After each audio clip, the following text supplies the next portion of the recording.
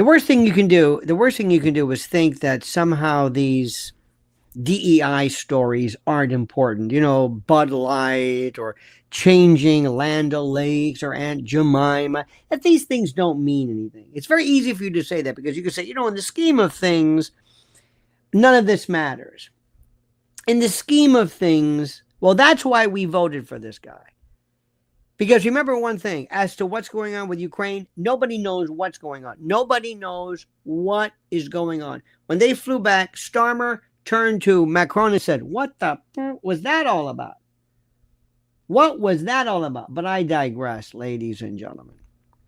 I want to talk to you about a story which is just horrible. This is Cracker Barrel.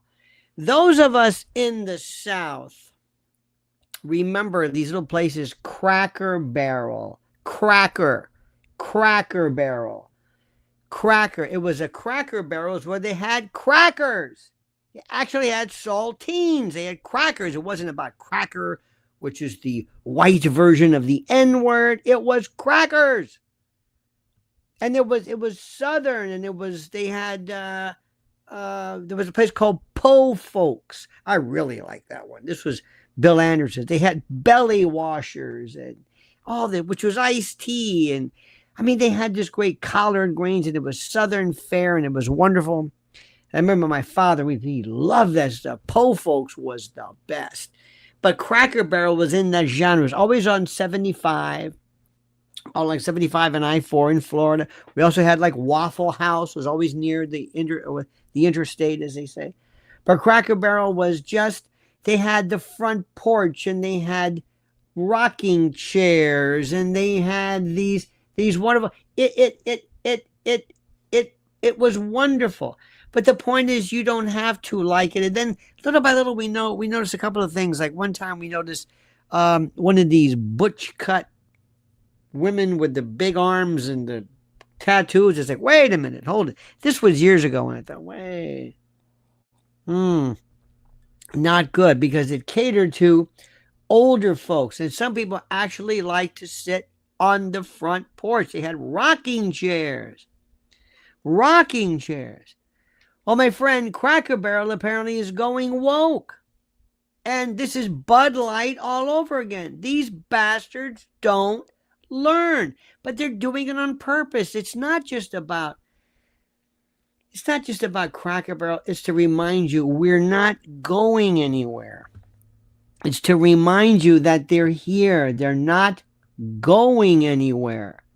This is important if you don't understand this, that no matter what you think Trump is doing, whatever you think is happening, whatever this MAGA business is, they're not going anywhere. They're not going to change, period. We are doing this all over again. We are in the middle of this right now. Here we go. The corporate suicide note has been drafted, signed, and sealed, and this time not by a beer company in St. Louis, but by Cracker Barrel, that American roadside institution that once stood as a symbol of tradition and comfort and Americana and corn pone and just,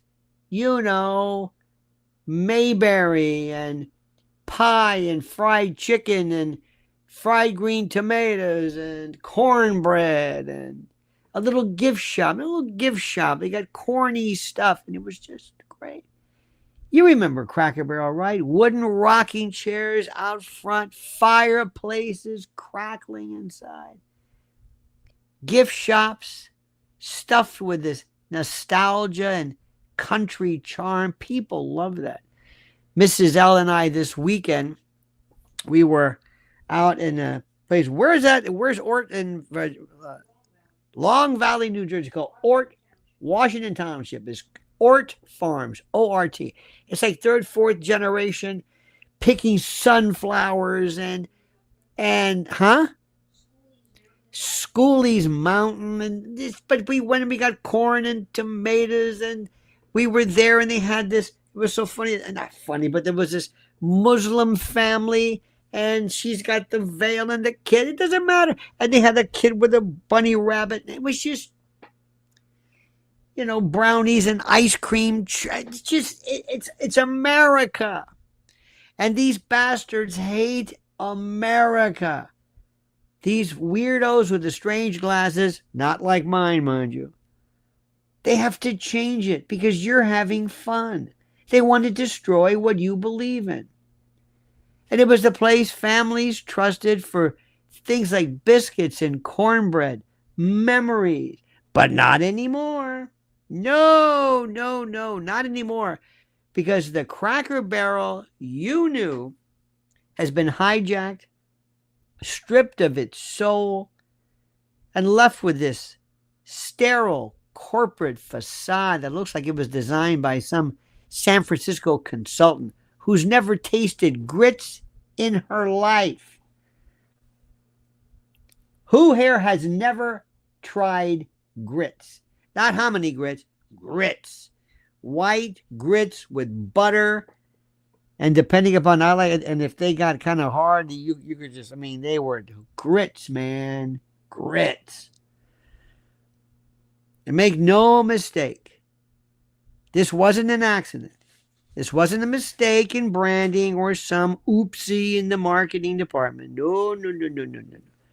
No, no, this was deliberate.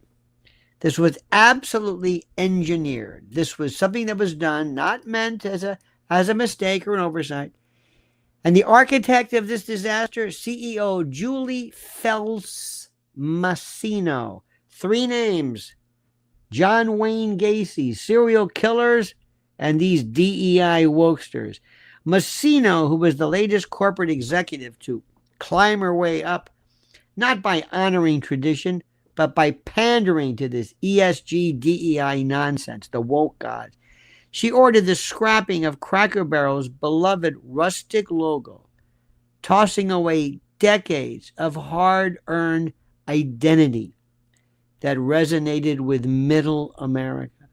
She replaced it with something that looks like a generic app icon for a grocery delivery service. I don't even know what it is. Still, it took the dude away. Some guy's sitting there. I don't even know what the problem is. He's sitting next to a barrel. That's no good. But she wanted to change it. Sterile, corporate, soulless, no roots, no feel, no character, nothing. Nothing that says home. Nothing that says America. Remember, Trump, the rules have changed, my friend. It's Bud Light all over again. First, they laughed off customer backlash. Then they sneered at their own base. Then they learned the hard way. Americans are done funding companies that hate them. The DEI regime, ladies and gentlemen, it's back. But see, the rebrand isn't just about a logo. It's part of a bigger, uglier story. Cracker Barrel has gone all in on the DEI agenda.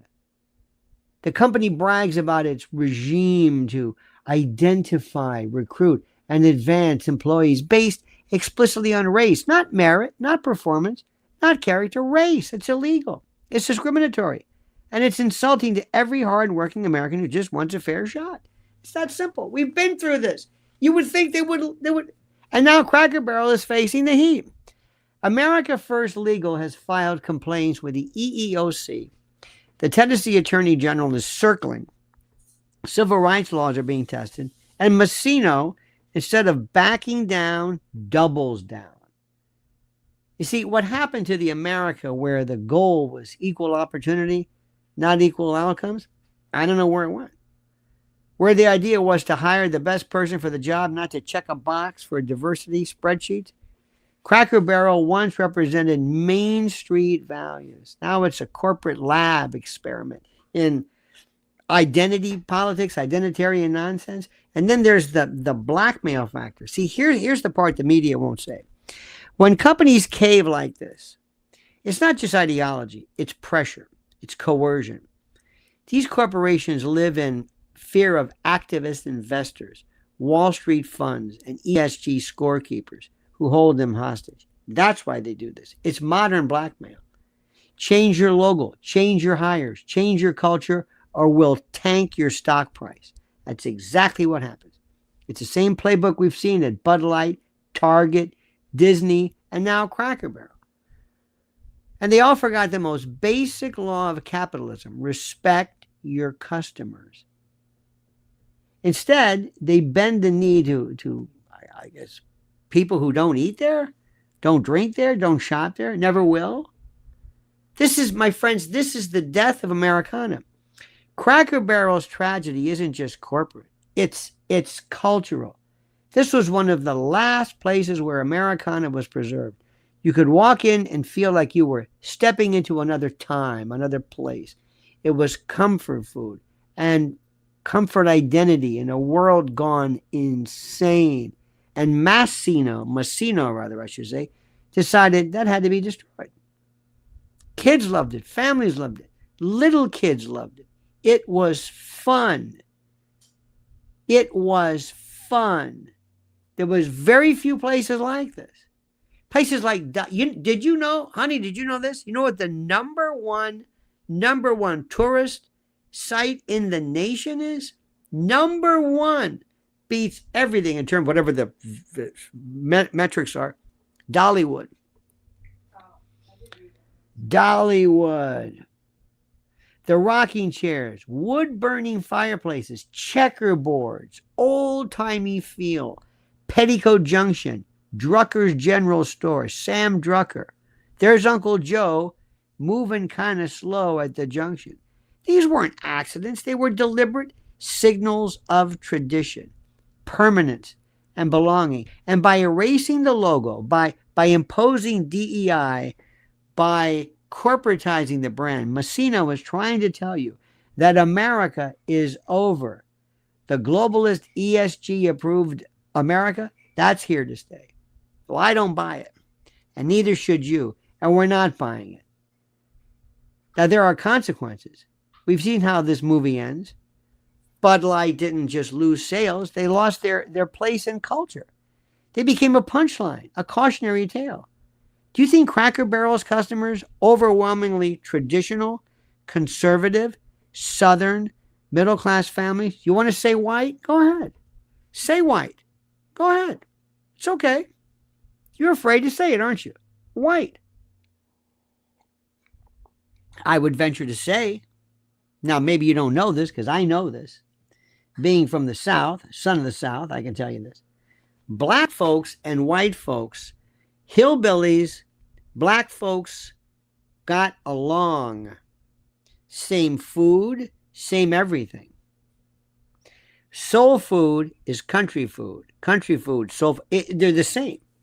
They're interchangeable. Interchangeable. But here we look at this as white. We looked at Uncle Ben as some kind of a disparaging, because it's a Rorschach test. It's a Rorschach. Aunt Jemima was, why is it says, it almost says, oh, you can't do that. Why? Well, that's because anytime you show a picture of a black woman, she's got to be a slave. It's like, wait a minute. This is the most racist thing in the world, because what they're doing is, by virtue of this weird kind of collection, this connectivity that they do. Let me tell you something.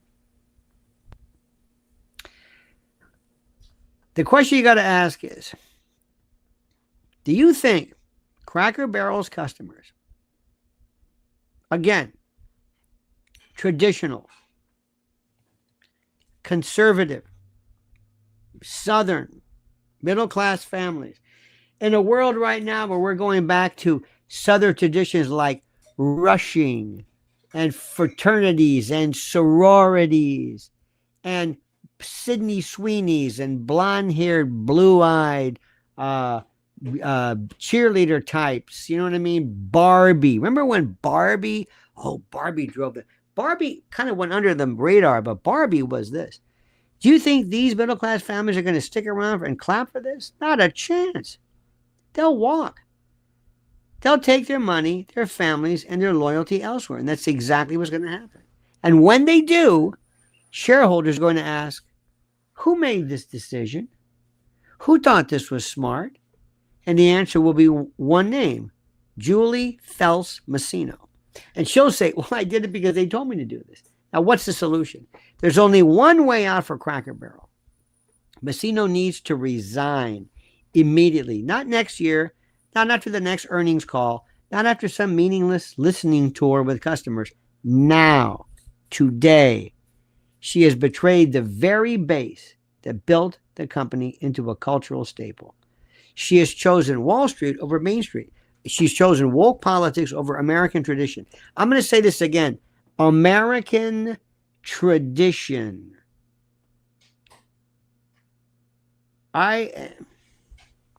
There was somebody said Eskimo pies, RC cola, and a moon pie, key lime pie. Key lime pie is always white, not green. So the Target CEO stepped down, right? The Target CEO stepped down. Good. Yeah, this morning. This one. See, this is ridiculous. You're bringing us to. You're bringing us back to America. You are making me, who never cared for this. You never me. By the way, did you see that poor judge, that nice judge, beloved reality TV judge Frank Caprio died at 88 after his cancer battle. I liked him.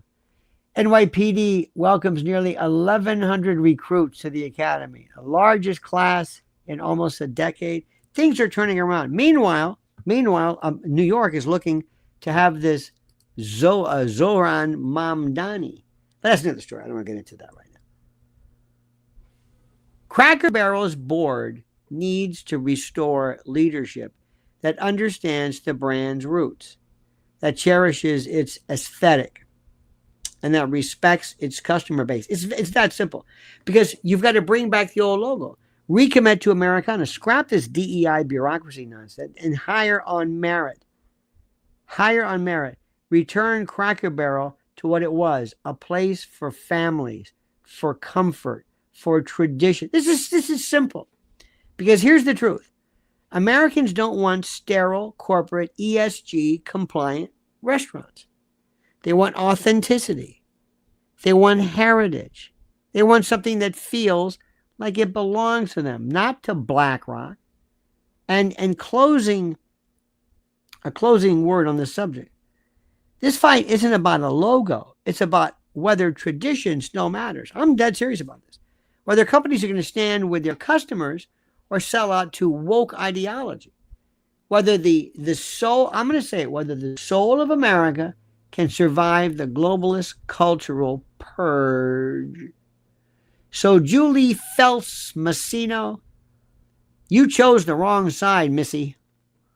You're the Bud Light CEO of the Cracker Barrel disaster. And if Cracker Barrel's board has any sense, they'll send her packing because the rocking chairs out front are empty now for good, thanks to you. Because let me tell you something. The American people have had enough. We're not funding our own cultural destruction anymore. And we're not subsidizing DEI lunacy. That's a given. And we're certainly not going to sit quietly while an institution like Cracker Barrel is gutted in broad daylight. And the customers built Cracker Barrel.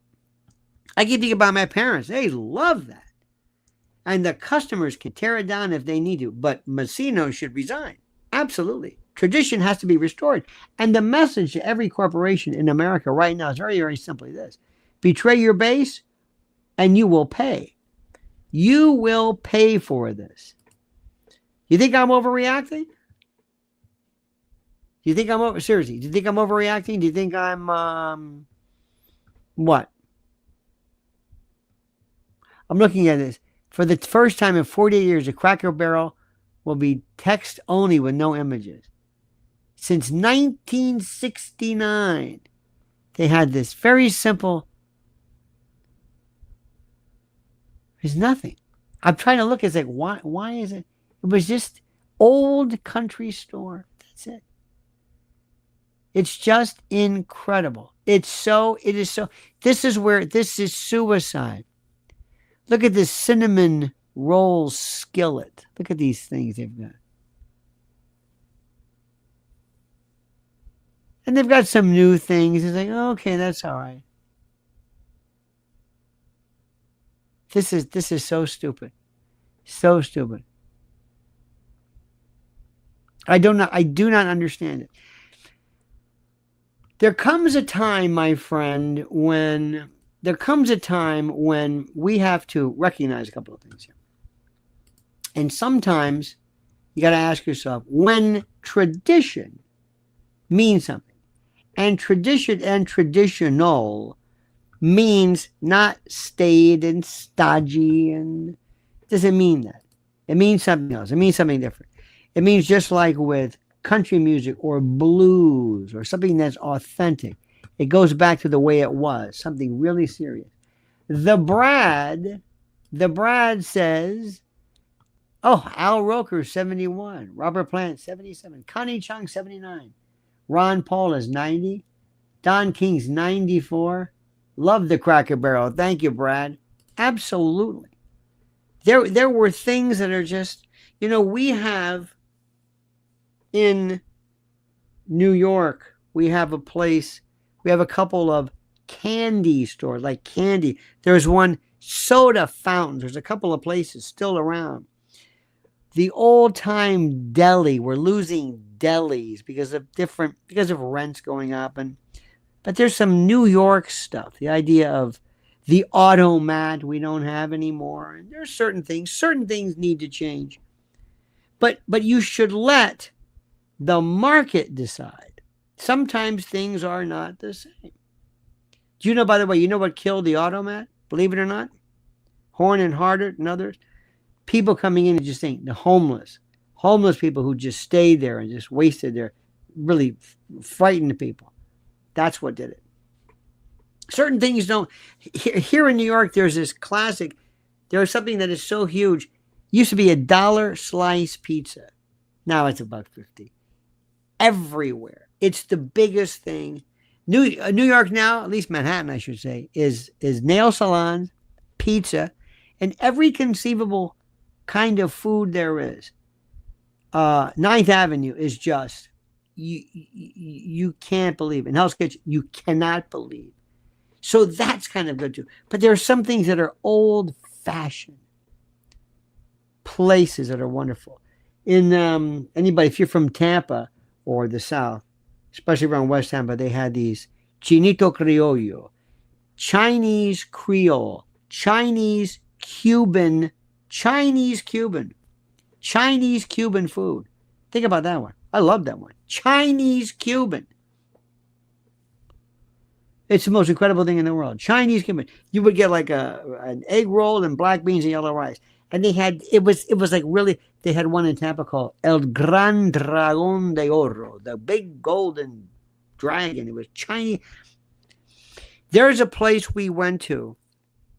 Remember the old-fashioned, original kind of, what was that place in, not Ruby Foods, but what's in New York? There was one of these great, like the place we go to in Denville, like the Szechuan Pal. There are these old-fashioned pagoda-looking, yeah, no, not, well, Shunley, yeah, but there was one around Times Square years ago. Not Ruby Foods or something like that, but we go to this place in Denville, and it looks like a scene. What is that called? Szechuan something or other? I don't know what it's called. Hunan taste. There you go. And it reminds me of what original old-fashioned, kind of not gaudy, but 60s style, traditional. And the reason why I like it is traditional. And there was Chinese that was really interesting, where they had chop suey and egg foo young and stuff like that. There's something to be said for that. Shunli Palace on the west side has that. Those are just classic places. Another thing too that nobody will ever talk about. In the South, and I know what I'm talking about. If you want authentic ribs, you would go to barbecue. You would go to a black provider, a black restaurant, if you will. And it might be in a parking lot. It might be next to a church. It might be in the projects. And you would get basically paper. They would give you a white bread, the ribs on top, sauce always on the side. They would lather it with some nominal sides, and they probably didn't have a health certificate to their name. And there was this huge man, dripping, sweating, with a big mop, and it was 100% black. Black owned, black patrons, and that's where you went. Nobody would stop that. Nobody would stop that. And you went there because they were black. Just like if you go to Chinatown, you want to see Chinese people. That was their cuisine. That was authentic. Nobody had a problem with that. But if it's the opposite, if it's Southern and considered white, well, that's a different story. I'm tired of this. I'm tired of this. I mean, I am tired. And please, I want to say this again. Do not think for a moment. Please do not think for a moment. And I mean this. Do not think for a moment that this is something that we just tolerate, that we have no say over. Please don't think that. We want America. And America, by the way, is everything. There are places when it comes to food and the like, those of you who have been, because remember in Tampa, my hometown, Cuban was it. La Teresita, the longest counter, I think, ever, where you would go with real Cuban folks. Real Cuban folks. You would have café con leche in the morning with the bread and authentic. Morros y cristianos. White rice and black beans. Black and white. The Moors and the Christians. Hello. Real. Legit. It's exactly what you want. And that's what this was. But for some reason, the white Southern culture, that's wrong. That's racist. That's the Klan. That's racist. We've had enough of this. We've had enough of this. So what I'm saying, ladies and gentlemen, do not think I'm overreacting. When I saw this today, I had to jump on and talk to you about that. This just absolutely insults me to no end. It's one of those things that I just find to be absolutely horrible, horrific, beyond horrible, beyond terrible. And there's something, I'm seriously, there's something about it which is just, it goes to show you how we have lost our minds. Now, next, everybody, did you know that man who died, the judge? Did you ever watch him? Anybody watch him? Oh, well, he had a very interesting Judge Frank Caprio, and he had, I guess he was in New England somewhere, Boston or Rhode Island, or I don't know where he was. And he was very nice, and he let people go, and he would just dismiss tickets. He was really kind of like he was a terrible judge, because you don't dismiss something because you like somebody, and But anyway, that was fine. But you know what he did? He was nice, and he gave a kind of in this era of Judge, Judy, that bitch, that horrible harridan, these stupid judges that were mean. He was somebody who was nice. John Feeney says, I bet Waffle House market share will increase also. I hope so. I hope so. I hope so. Waffle House. Anybody been to a Waffle? You've got the Waffle House. They have a thing where if they miss the addition, they have this thing. They didn't even have. They had some guy adding it up. You get a free steak dinner or whatever it was. Anthony Bourdain talked about Waffle House. Waffle House, there was something to that. I like places that are traditional. I like places that were known for something. There is something in Newark. Many people, I think Dickie D's is one. I think the White House it's called the Italian hot dog. Very few people know about it. Very few. Who's heard of it? It's called, you ever hear about an Italian hot dog, honey? You're a Jersey girl. And it's this thing called a pizza roll. First time I said, what's a pizza roll? I don't know what it is, but it's probably only in Newark. And in it, they have two Frankfurters, hot dogs, kind of like Rutt's Hot, maybe fried, but with it, potatoes, green peppers, green peppers on this roll, and ketchup. It's the wildest thing. It is an institution, and a couple of people do that. In Jersey, they have this place, Rutt's Hut, these poppers. They take hot dogs, they throw them in this fire, and they pop open. It's famous. And it's a little hole in the wall. It's a little joint that, Remember that place at Belmont Tavern? They talked about this little place, wherever, I don't care where it is. I would love to go on pizza tours. You got to watch this. But anyway, Detroit versus Chicago versus New York versus... Anyway, that's America. That's diversity. That's it. I'm telling you. And if you want Greek food, Astoria, Queens. Queens is it. And in Florida, Pinellas County, Tarpon Springs. So what I'm trying to tell you, my friend, is simply this. I don't like nostalgia for the sake of nostalgia. That's not my thing. I'm not. What makes this country great is heterogeneity. And classic. Everybody has the right to enjoy something that they like. And I'm telling you right now, the reason why it's called Cracker Barrel, and it was associated with white people. Don't kid yourself. Sounds stupid, doesn't it? And if it sounds stupid, it must be true.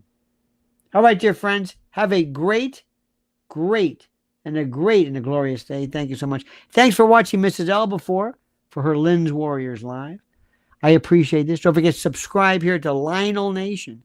Also tonight, 1 a.m., 1 to 5 on WABC overnights. I'm going to talk about this as well. This is a very serious deal for me. This is a very...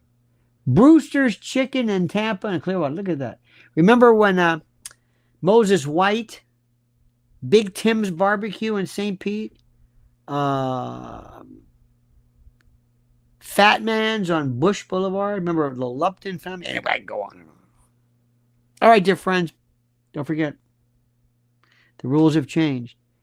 And by the way, you still don't know what happened regarding Trump and the White House. Still don't know. Regarding Ukraine, have no idea. All right, my friends, have a great and glorious day. You've been terrific. Thank you so much. And for our dear friends, thank you for the Brad and John Feeney. Thank you for your kindness and your support, and everyone who supports Lionel Nation. Your contributions and your support mean the world to us. We never, ever, ever take you for granted, ever.